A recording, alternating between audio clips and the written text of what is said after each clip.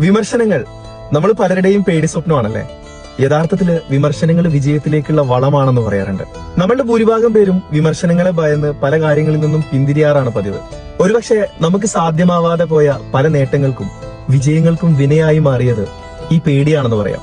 യഥാർത്ഥത്തില് വിമർശനങ്ങൾ, അതായത് ക്രിറ്റിസിസം, രണ്ട് തരത്തിലാണ്.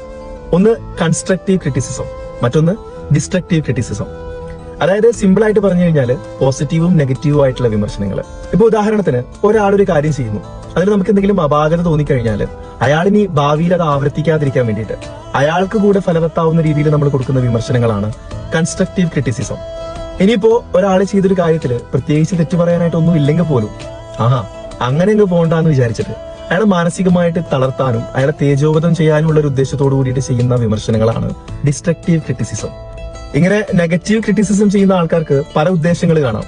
ഇപ്പൊ സിമ്പിൾ ആയിട്ട് പറഞ്ഞു കഴിഞ്ഞാൽ അസൂയ കൊണ്ടും കുശുമ്പ് കൊണ്ടൊക്കെ വിമർശിക്കുന്ന ആൾക്കാരുണ്ടായിരിക്കാം.